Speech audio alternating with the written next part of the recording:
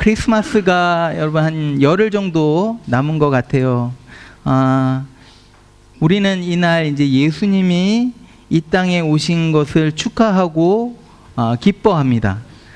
그러면 예수님이 왜 이 땅에 오셨을까요? 하나님이신 예수님이 왜 인간의 몸을 가지고 이 땅에 오셨을까? 이 질문의 답을 우리가 조금 오늘 찾아보려고 합니다. 그래서 오늘은 우리가 읽은 이 본문 중에 그 45절, 이 45절 한 절을 가지고 예수님이 이 땅에 오신 이유를 조금 깊이 생각해 보려고 합니다. 같이 한번 보시죠. 본문으로 들어가겠습니다. 이렇게 말합니다. 인자가 온 것은, 그러니까 이 땅에 예수님이 크리스마스 때 태어난 이유는 섬김을 받으려 함이 아니라 도리어 섬기려 하고 자기 목숨을 많은 사람의 대속물로 주려 함이니라. 이 짧은 한 구절에 여러분 엄청난 것들이 이제 들어있는 거예요. 오늘 저는 세 가지, 더 많은데 세 가지를 요 짧은 구절 한 구절 안에 들어있는 세 가지를 여러분들과 조금 나누려고 합니다. 첫 번째, 예수님이 이 땅에 오신 이유는 이겁니다. 보여주십시오. Jesus came to die instead of us. 우리를 대신해서 죽기 위해서 오셨습니다. 예수님이 이 땅에 오신 이유는 자기의 목숨을, 생명을 주기 위해서, to give his life, 죽기 위해서 이 땅에 오신 겁니다. 여러분, 마가복음을 이렇게 쭉, 마가복음이 16장까지 있습니다. 그런데 쭉 살펴보면 세 등분으로 이렇게 나눌 수가 있는데 1장에서 8장까지의 내용은 갈릴리 지역, 여러분 이제 지도를 보게 되면 갈릴리 지역은 예루살렘으로부터 북쪽에 있습니다. 갈릴리 지역을 중심으로 예수님이 이제 사역하시는 것들을 마가복음 1장에서부터 8장까지는 기록을 해 놓았고, 그 다음에 8장 중반부터 중반부터 11장까지는 10장 마지막입니다. 10장까지는 이제 갈릴리의 북쪽에서부터 예루살렘으로 이제 여행을 하시는, 제자들과 함께 걸어서 쭉 올라가시는 것들을 기록해 놓았고, 이 마지막 부분 11장부터 16장까지는 예루살렘 안에서 일어난 사건들을 기록하고 있습니다. 그런데 재밌는 게 뭐냐면 갈릴리에서부터 예루살렘으로 올라가시면서, 그러니까 시내로, 그러니까 도시로 이제 올라가시는 거죠. 올라가시면서 계속해서 무슨 말을 하느냐 하면 자신의 죽음에 대해서 말을 합니다. He's talking about his death. 그래서 세 번을 자기의 죽음에 대해서 말씀을 하는데, 첫 번째가 어디냐면 8장 31절, 두 번째가 9장 30절에서 31절, 세 번째가 10장 32절. 요렇게 세 번 예수님이 자기가 이제 죽을 것이다 라는 이야기를 자꾸 하시는 거예요. 그러면 이게 무슨 말이냐면, 자, 갈릴리에서부터 예루살렘으로 가는 이 여행의 목적이 뭐냐면 죽기 위해서 가고 있다는 거예요. 자기 앞에 십자가가 기다리고 있는 것을 이미 아셨다는 거죠. 여러분, 우리 중에, 자, 한번 손 들어볼까요? 손 들으면 또 부끄럽죠. 여러분, 우리 인생의 목표가 나는 죽음이다라고 하시는 분이 있으세요? 예. 우리 중에 우리의 인생의 목표가 죽음이다 말하는 사람은 아무도 없을 거예요. 죽음은 우리에게 그냥 두려운 거고 피할 수 없는 거죠. 죽음은 할 수 없이 우리는 죽게 되는 거예요. 그런데 예수님은 죽기 위해서, 애초부터 from the beginning 흔들리지 않는 목적이 뭐냐면 죽기 위해서. 여러분, 그래서 기독교가 다른 세상 종교와 다른 이유가 여기서 뚜렷이 나타납니다. 이 세상 많은 종교들을 이제 보게 되면 그 포커스가 어디에 맞춰지냐면 사실은 창시자에게 맞춰져요. 기독교도 뭐 예수 그리스도에게 초점이 맞춰주죠. 근데 보통 창시자들에게 초점이 맞춰지는데 그들의 죽음이 아니라 이 창시자들의 삶과 가르침에 그 초점이 갑니다. 그래서 창시자들, 이 다른 종교의 창시자들의 죽음이 그리 중요한 게 아니에요. 이슬람의 창시자가 무하마드인데, 그렇죠? 이 무하마드라는 분이 62세에 죽습니다. 유교의 컨퓨시어스, 유교의 창시자가 공자지요, 공자. 공자가 72세에 죽습니다. 불교의 창시자가 누굽니까? 석가모니 80에 죽었습니다. 이 지도자들의 죽음이 하나같이 별 의미가 없는 거예요. 별 의미가 없습니다. 죽어서 끝이 난 거예요, 거기서. 그런데 예수님의 죽음은 다르다는 거예요. 예수님은 오셔서부터 계속해서 뭘 말하냐, 내가 죽을 것이다. 죽음에 대해서 말을 하십니다. 여러분, 기독교의 중심이 뭔지 아세요? 예수의 죽음이에요. 그래서 2000년 동안, 지금까지 2000년 동안 이 기독교의 역사 중에 핵심 심볼이 뭡니까? 기독교의 심볼이 뭡니까? 십자가예요. 예수님이 이 십자가에 달려 죽으셨다는 거예요. 그래서 이 십자가가 기독교를 표현하는 대표 심볼입니다. 그래서 교회가 쫙 세워져 있는 빌딩마다 뭐가 있습니까? 십자가가 있어요. 십자가가. 저희 교회도 십자가가 한 군데 있습니다. 어디 있습니까? 요 앞에 있죠. 예. 예수님이 이 땅에 오신 이유, 여러분, 크리스마스의 이유가 뭔지 아세요? 죽음입니다. 죽기 위해서 오셨다는 거예요. 그러면 아니, 왜 예수님이 꼭 이런 목적, 죽음의 목적을 가지고 오셨을까? 그 이유가 뭘까? 여러분, 지난주일 설교 생각 혹시 나세요? 우리는요, 누구나 할 것 없이 결국 죽음을 맞이하게 됩니다. 누구나 할 것 없이.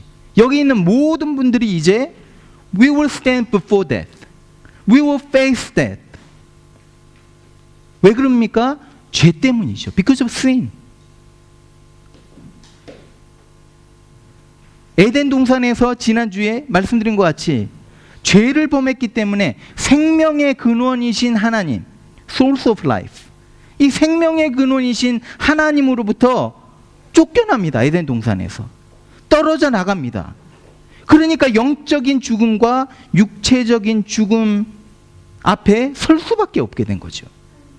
그런데 예수님이 이것을 뒤집어 놓으려고, 그래서 우리를 다시 살리기 위해서, 죽음으로 향해 가는 우리를 살리기 위해서 오신 거예요. 우리가 죽어야 되는데 우리 대신에 자신의 생명을 내어놓습니다. 자기의 생명을 값으로 치르셨어요. 지불하셨습니다. 그래서 여기서 뭐라고 말을 하냐면 대속물이 되셨다라고 말합니다. 대속물, 영어로는 ransom인데 이건 무슨 뜻이냐면요, 노예가 있어요. 노예가 있는데 이 노예는 평생 노예입니다. 죽을 때까지 노예로 살다가 죽는 거예요. 그런데 이 노예를 값을 치르고 다시 살리는 겁니다. 프리덤을 주는 겁니다. 자유를 주는 거예요. 여러분, 우리는 죄의 종이지요.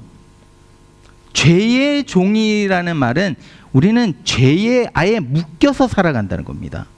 다시 말하면 죄의 컨트롤을 우리가 받으면서 살아간다는 거예요. 여러분, 우리가 죄의 이 컨트롤을 받으면서 살아가는 이 모습이 어떤 모습입니까? 지난주에 말씀드린 대로 하나님의 말씀에 순종하는 것이 아니라 내 생각에 옳은 대로, 내가 편한 대로, 내가 즐기고 나한테 유익이 된다고 생각하면 그 길로 가는 거예요. 내 판단으로. 하나님은 이렇게 하라고 하는데 아니, 내 생각은 이게 옳아 하면서 그쪽으로 가는 겁니다. 이게 죄로 인해서 나타나는 현상이죠. 어떨 때는 이런 생각을 해요. 이렇게 살다가 갑자기 깨닫는 거예요. 내가 이렇게 살다가는 안 될 텐데, 그런 생각이 드는 거예요. 내 맘대로 막 살아가다가 이렇게 화내면서 살아가는 것이 나에게 유익이 없는 줄 알면서도 분노 조절을 못합니다. 세상의 욕망과 세상의 가치관에 꽉 묶여가지고 거기서 헤어나오지를 못해요. 돈 때문에 그냥 거기에 온 정신이 팔려가지고 다른 것을 보지를 못합니다. 막 묶여가지고 걱정과 불안, 두려움에 막 쌓여가지고 자유함이 없는 인생을 살아갑니다. 걱정하지 않아도 될 걸. 여러분, 내일 일 걱정하지 말라고 성경에 말을 했는데 진짜 별것 아닌 거, 걱정하지도 않아야 될 것을 가지고 우리는 막 걱정하는 거예요. 두려웠답니다. 그런데 예수님이 대속물이 되셔서 값을 치르시고 죄에 묶여있던 우리에게 자유를, 프리덤을 주신 거예요. 여러분, 이거 아세요? 예수님의 죽음은 우리가 이제 그리스도인들은 이런 얘기를 합니다. 예수님이 왜 죽었어? 그러면 이렇게 말을 해요. 대답을 내 죄를 용서하기 위해서 죽으셨다. 맞는 말이지만 이게 100% correct는 아닙니다. 여러분, 그 정도가 아니에요. 여러분, 예수님이 죽으신 이유는요, 물론 우리의 죄를 용서하기 위해서 죽으셨지만 그 이상인 거예요. 그 이상이 뭡니까? 우리를 죄와 사망의 권세로부터 풀풀 풀어내어서 자유롭게 하기 위해서 죽으신 거예요. 여러분, 우리가 세상을 살아가면서 이제 고통을 당해요. 죄악된 세상이니까 살아가면서 내가 아무리 선하게 살아간다고 해도 고통이 있어요. 아픔을 겪습니다. 그런데 예수 그리스도가 대속물이 되셨기 때문에 우리가 이제 더 이상 죄의 컨트롤을 막 받는 것이 아니라 이제부터는 우리 안에 계신 성령님의 컨트롤을 받는다는 거예요. 그래서 어려움 속에서도 막 어려워요. 경제적으로 힘들어요. 병이 있어서 힘들어요. 그런데 나의 소망 되신 예수 그리스도가 내 안에 있다는 거예요. 이게 우리의 소망이 되는 거예요. 앞이 보이지 않아요. 어떻게 해야 될지 모르겠어요. 그런데 성령님께서 내 마음을 주장해 주시고 내가 막 근심 걱정하고 있는 그때에 하나님이 내 마음을 만져주시고 오히려 하나님이 이 어려운 기간을 통해서 어떻게 하실까 기대를 하게 만드신다는 거예요. 그래서 이 기간이 아주 어렵고 고통의 기간이 축복의 순간이라는 거죠. 요한일서 4장 4절에 뭐라고 하는 줄 아세요? 너희 안에 계신 이가, 성령님이 세상에 있는 자, 이 마귀 권세보다 크심이라. 아멘입니까? 요한일서 5장 4절에 무릇 하나님께로부터 난 자마다 뭘 이기느냐? 세상을 이기느니라. 때로는 넘어져요. 때로는 실망하고 근심하고. 그런데 결국 성령의 힘으로 예수 그리스도가 우리의 대속물이 되셨기 때문에 우리는 다시 한번 세상을 이길 수 있는 힘을 가지고 싸울 수 있다는 거예요. 여러분, 이게 믿지 않는 사람들의 삶과 믿는 사람들의 삶의 다른 점이에요. 디퍼런스예요. 여러분, 이런 엄청난 삶 살고 싶지 않으세요? 어떤 어려움과 환난과 고통 속에서도 담대하게 소망을 잃지 않고 기쁨으로 살아가는 삶이 있습니다. 이게 바로 믿음의 삶인 거예요.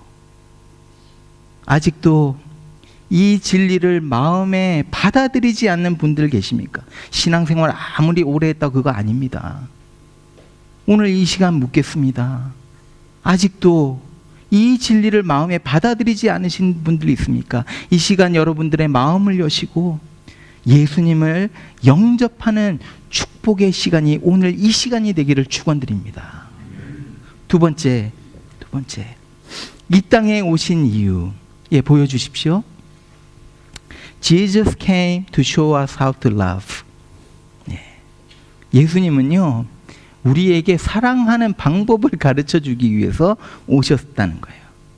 야고보와 요한이 이제 친형제입니다. 아버지 이름이 세베대죠. 그래서 세베대의 아들입니다. 이 아들 둘이가 친형제끼리 피를 나눈 형제니까 얼마나 가까이, 그러니까 이제 둘이 예수님께 온 거예요. 와갖고 부탁을 합니다. 예수님은 계속해서 이제 자기의 죽음에 대해서 이야기를 하는데 참 제자들도 눈치가 없어요. 그렇죠?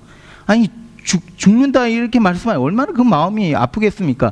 죽음 앞에서 인간인데 두려우셨겠죠. 그런데 그 앞에서 참 눈치도 없이, 저와 여러분이 이렇다는 거예요.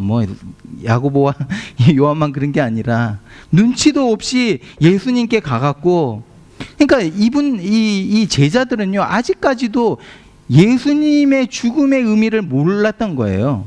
그러니까 예수님이 제자들에게는 어떤 의미였냐면, 이제 정치적으로 로마에 압박되어 있는 거기서부터 예수님이 해방시켜서 이스라엘 나라를, 그 피지컬한 나라를 회복시킬 것이다 라는 그런 생각을 가지고 있었던 거예요. 그러니까 이 둘이가 이제 두 형제가 와갖고 예수님께 말을 하는 거예요. 예수님의 나라, 그러니까 로마 제국에서 이제 꺼내서 나라를 회복할 때, 그때 나는 예수님 오른편, 내 동생 저 왼편에 앉게 해주십시오 라고 하는 거예요. 그러니까 예수님 그 나라를, 이스라엘 나라를 세울 때 우리 높은 자리에 좀 앉혀주십시오 이 말입니다. 간단히 말해서. 그러니까 여러분 옆에 있던 제자들이 막 화를 내요. 니네가 뭔데 그런 높은 위치에 앉으려고 그래, 막 이제 난리가 나는 건 막 싸웁니다. 그러니까 예수님이 얼마나 답답하시, 자기는 죽음 앞에 두고 있는데. 그러니까 예수님이 이제 제자들을 불러서 이렇게 말씀하십니다. 보여주십시오. 너희 중에 누구든지 크고자 하는 자는 너희를 섬기는 자가 되고, 너희 중에 누구든지 으뜸이 되고자 하는 자는 모든 사람의 종이 되어야 하리라. 여러분, 예수님의 이 말씀은요 지금 파격적인 말입니다. 이 세상의 관점하고 전혀 반대쪽에서 말씀을 지금 하고 있는 거예요. 여러분, 예수님의 입장에서, 관점에서 리더의 자리는요 섬기는 자리라는 거예요. 리더에게는 권위가 주어집니다. 가정이 조그만 커뮤니티죠. 가정 안에 누가 리더의 십을 가집니까? 부모님이. 사실은 아빠가 영적인 리더십을 가지긴 해야 돼요, 여러분. 어쨌든 부모가 리더십을 가져요. 그럼 무슨 말입니까? 가정을 다스릴 수 있는 힘과 권위가 주어진다는 거예요. 직장에서도 마찬가지입니다. 위치가 올라가면 올라갈수록 어떻게 됩니까? 사람을 움직일 수 있는 힘이 나에게 주어지는 거예요. 작은 커뮤니티로부터 시작해서 사회, 나라에 이르기까지 이 이치가 적용이 됩니다. 근데 예수님이 말씀하시는 것이 뭐냐면, 이런 지도자들, 리더들은 굴림해서는 안 된다는 거예요.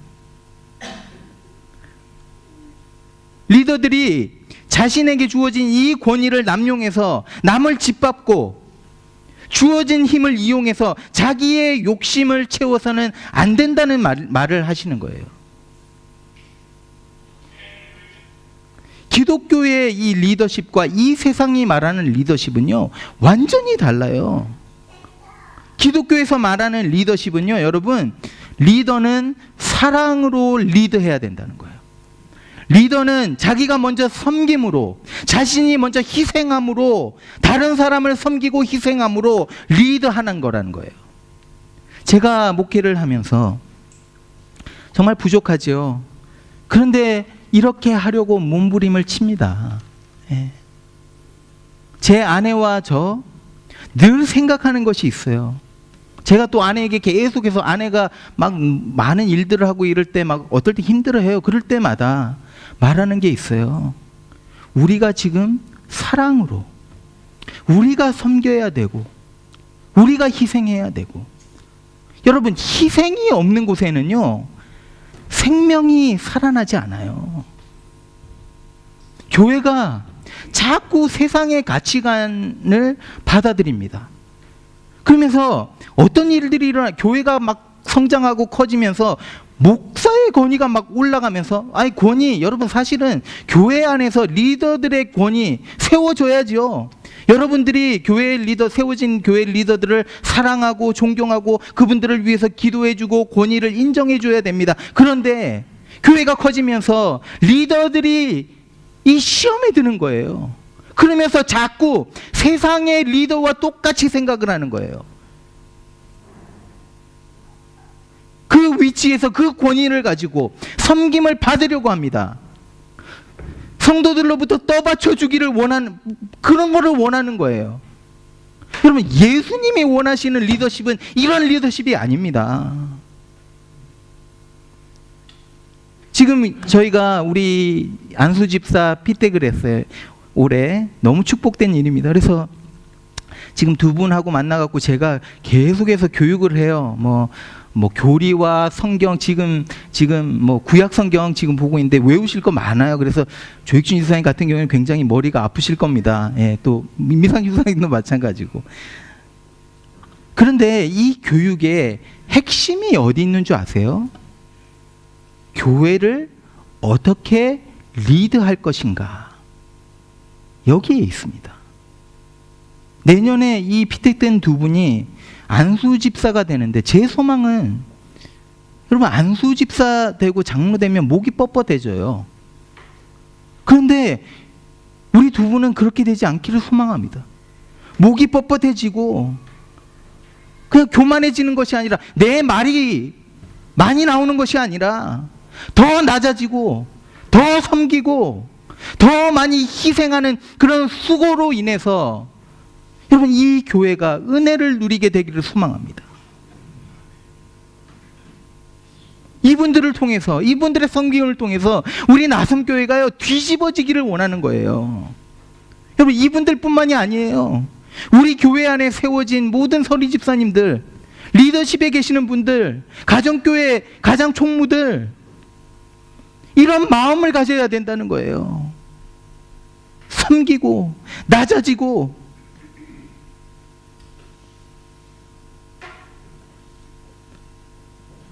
사랑의 마음으로 섬겨야 된다는 거예요. 내가 인정받으려는 것이 아니라 다른 성도들을 높여주고 그 성도를 위해서 희생해주고 섬기고, 다른 사람들을 오히려 인정해주고 높여주고, 그런 리더십이 이 교회에 세워질 때 여러분, 이 교회에 소망이 있는 거예요. There's hope. 예수님이 낮아지셔서 사랑으로, 섬김으로, 자신을 희생함으로 우리에게 어떤 리더가 되어야 되는지 이그젬플로 보여준 거예요. 사랑하는 성도 여러분, 우리 나섬교회에 이런 리더십이 세워지기를 소망합니다. 세 번째. 예수님은요, 우리의 종이 되기 위해서 이 땅에 오셨습니다. 아니, 어떻게 하나님이 우리의 종이 되기 위해서 왔다니? 이게 무슨 말도 안 되는 말이야? 이거 하나님 모욕하는 거 아니야, 홍성기 목사? 이렇게 생각하실 수도 있을 것 같아요. 그런데 본문을 다시 같이 보시죠. 이렇게 말합니다. 인자가 온 것은 섬김을 받으려 함이 아니라 도리어 섬기려고 왔다. 여기서 섬긴다는 말은요, 그 당시에 이제 주인들은 이렇게 식사를 할 때 이렇게 누워서 식사를 합니다. 그 유대인들은. 그래서 음식을 가운데 놓고 누워서 이렇게 식사를 하는데, 종들이 와서 플레이트에 담아주고, 그러니까 가만히 누워만 있고 이제 그거 다 담아주고, 과일도 담아주고, 와인 떨어지면 와인 부어주고, 이거 다 종들이 한 거예요. 바로 예수님이 이 모습이라는 거예요. 지금 말로 하면 레스토랑에 가면, 식당에 가면 웨이터들이 와갖고 How can I serve you? What can I do for you? 이렇게 말을 하잖아요. 이거와 같다, 웨이터와 같다는 거예요. 여러분, 예수님이 우리의 종이 되기 위해서, 종이 되셔서 섬기기 위해서 이 땅에 오셨습니다. 근데 이거를 좀 잘못 이해하면 안 돼요. 예수님이 우리의 종이라 그래서 우리가 원하는 대로 시키는 대로 뭐 다 하신다는 이야기가 아닙니다, 여러분. 오늘 본문을 이렇게 쭉 보게 되면 야고보와 요한이 이 두 형제가 예수님을 이렇게 취급한 거죠. 예수님께 나가서 한 사람은 오른편에 한 사람은 왼편에 앉게 해주십시오. 우리가 원하는 대로 해주십시오. 그러니까 종과 같이 그렇게 대한 거죠. 여러분, 그런 의미가 아닙니다. 우리가 시키는 대로 다 하는 그런 의미의 종이 아니에요. 그러면 어떤 의미입니까? 여기에 엄청난 기독교의 비밀, 기독교의 본질의 그 비밀이 여기에 숨겨, 굉장히 중요합니다, 여러분. 이거를 이해하셔야 돼요. 여러분, 우리가 언제 예수님의 제자가 되는 줄 아세요? 저는 우리 교회 안에 예수님의 제자가 가득하기를 소망합니다. 그런데 언제 예수님의 제자가 되느냐? 언제 내가 진짜 예수님을 믿고 따라가는 진짜 기독교인이 되느냐? 그 시작은 여기입니다. 이겁니다. 내가 뭘 해도, 내가 아무리 많은 선한 일을 해도 내가 하나님 앞에서 절대로 의인이 될 수 없다. 내가 하나님 앞에 설 수 있는 자격을 가질 수 없는 것을 깨달을 때, 교회에 아무리 열심히 나가고 11조를 드리고 봉사를 하고 아무리 성경을 많이 읽고 안다고 할지라도, 하루에 기도를 3번 하고 윤리적으로 도덕적으로 정말 아무런 흠이 없는 그런 삶을 산다 할지라도 나는 여전히 하나님 앞에서 죄인이고 죄로 인해서 얼룩져져 있는 이것을 씻을 그 무엇이 없다는 것을 인정할 때, 그래서 하나님의 도우심 없이는, 예수 그리스도의 그 죽음의 섬김 없이는 나의 죄가 용서받을 수 없는 것을 깨닫게 될 때, 이것을 깨닫고 내 마음을 열고 주님의 섬김을 감사함과 겸손함으로 그대로 받아들일 때, 그때부터 우리는 하나님의 자녀가 되는 거예요. 그리고 그날부터 우리는 매일매일, 이제 믿고 나서 매일매일의 삶을 예수 그리스도가 공급해 주시는 그 섬김으로 살아가게 되는 거예요. 여러분, 예를 하나 들어볼게요. 제가 이제 딸과 아들 이렇게 둘을 낳았지 않습니까? 예. 제 아내와 이제 타협한 게 뭐냐면, 우리 애들 둘만 낳자. 인생의 가장 큰 실수였습니다. 예. 더 낳았어야 되는데, 예. 이런 결정을 해서는 안 됐는데, 그래서 둘을 낳았는데, 첫째는 뭐 예은이는 한국에서 나갔고, 뭐 제가 이렇게 뭐 돌볼 필요, 이제 나가서 낳았어요. 그래서 우리 장인 장모님 다 계시고 하니까 제가 뭐 직접 뭐 아기 때 뭐 한 게 별로 기억이 안 나요. 그런데 이제 데이는 시드니에서 그린에이카에서 태어났거든요. 그래서 데이를 이제 병원에서 데리고 한 4, 5일 후에 병원에서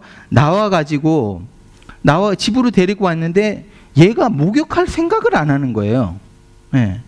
아니, 목욕을 해야 되는데 혼자서 목욕을 못 하는 거죠.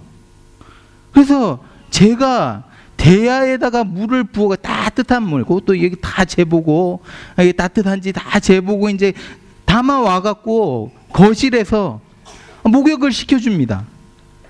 그러다가 이제 목욕을 시켜주는데, 이제 막 처음이다 보니까 초보잖아요, 초보. 그러니까 막 이제 귀에도 물이 들어가고 이렇게 해갖고 뒤집는데 잘못 팍 뒤집어갖고 얼굴이 물에 푹 들어갔다가 나오고. 그러니까 대의 입장에서는 아마 그랬을 거예요. 이런 초보자 부모를 만나서 내가 이런 고생을 하고 있다, 뭐 이런 생각을 했을 것 같아요. 그런데 여러분, 다 해줘야 되는 거예요. 아니, 목욕을 시키는데 비누칠을 해줍니다. 비누도요, 아주 고급, 뭐 알러지 뭐 안 생기는 그런 무슨 비누 다 씻어주고 끝나면 어떡합니까? 또 좋은 타올, 최고의 타올로 이렇게 막 닦아주는 거예요. 피부를 부드럽게 해야 된다고 오일을 발라주래요. 그래서 오일을 발라주면서 제가 마사지를 막 해줍니다. 옷도 자기 혼자서 못 입어요. 다 입혀줘야 돼요. 제가 대의를 섬긴 거죠. 제 아내와 제가 이 아이에게 섬김을 받은 것이 아니라 저희 부부가 이 아이를 섬겨준 거예요. 만일에 대의가 부모의 섬김을 만약에 이제 거부할 수 있어 갖고 거부했다면 이 아이는 어떻게 됐을까요? 지금은 천국에 가 있을 거라는 거예요. 바로 이 그림입니다. 그래서 오늘 본문 이 45절부터 빼기 30절을 딱 하면 15절이 나오지 않습니까? 10장 15절에 이런 말씀이 있습니다. 보여주십시오. 내가 진실로 너희에게 이르노니 누구든지 하나님의 나라를 어린 아이와 같이 받들지 않는 자는 결탄코 그곳에 들어가지 못하리라. 여러분, 이게 무슨 말인 줄 아시겠어요? 아이들은요, they are so dependent. 부모 없이는 못 살아가는 거예요. 우리가 이렇게 되지 않으면 하나님의 나라에 들어갈 수 없대요. 예수 그리스도의 섬김을 우리가 받지 않으면, 예수 그리스도의 도우심을 받지 않으면 우리가 천국에 들어갈 수 없다는 거예요. 우리는 하나님을 의존할 수밖에 없는, 여기 계신 모든 분들이 하나님을 의존할 수밖에 없는 존재라는 거예요. 여러분, 같이 한번 생각을 해보세요. 기도를 해요. 기도합니다. 기도가 뭡니까? 하나님 나 도와주십시오, 이거 아닙니까? 성경을 읽을 때도 마찬가지예요. 성경 읽으면서 이해가 되지 않아요. 성령의 도우심 없이, 여러분, 알 수는 있어요. 그런데 아는 것에서 멈추는 거지 이게 믿어지지가 않아요. 성령의 도우심 없이는.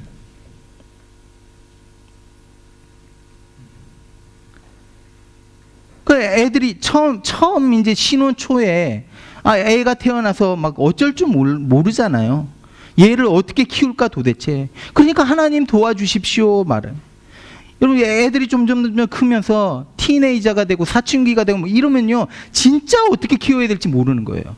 그러면 더 무릎을 꿇고 하나님 도와주십시오. 대학을 졸업하고 뭐 결혼할 때가 되고 이렇게 되면 부모가 도울 수 있는 게 별로 없어지는 거예요. 그냥 기도밖에 할 수 없습니다.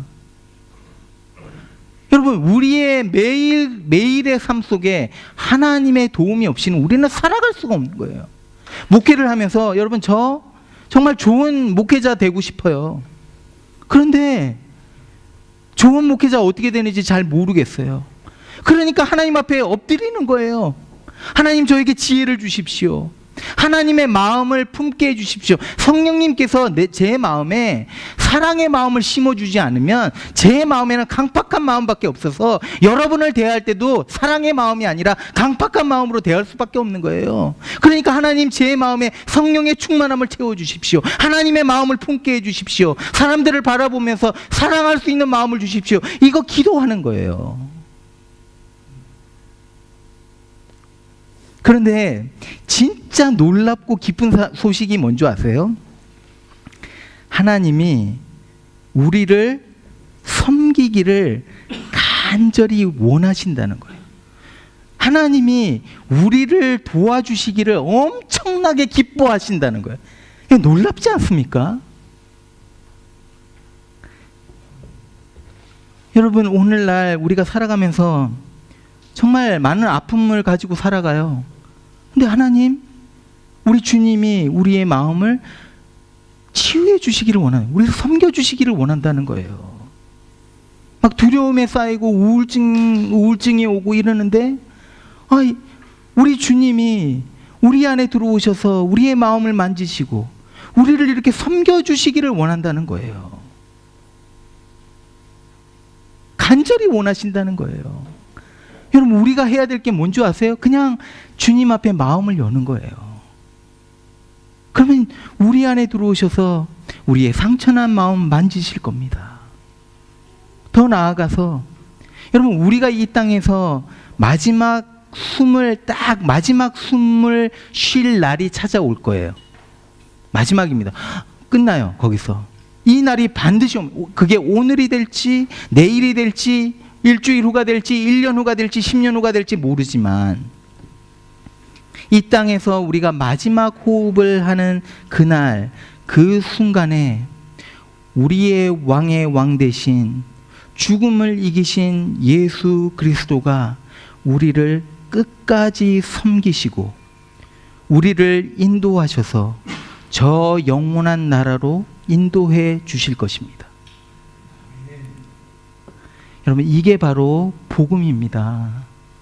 이게 바로 기쁜 소식이에요. 이게 바로 크리스마스. 이 날이 왜 우리에게 그렇게도 중요한지 그 이유를 알려주는 겁니다. 사랑하는 여러분, 여러분의 마음을 좀 많이 여십시오. 네.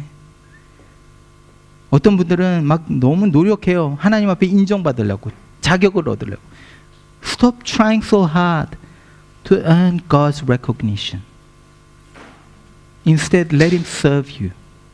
하나님의 섬김을 그냥 주님이 섬겨주시는데 그냥 섬김 받으시면 돼요.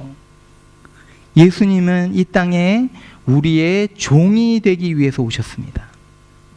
예수님의 섬김으로 우리에게 구원의 승리가 주어진 겁니다. 여러분, 이 그리스도의 은혜가, 그리스도의 섬김이 이번 크리스마스에 여러분의 가정과 여러분 안에 넘치시기를 축원드립니다.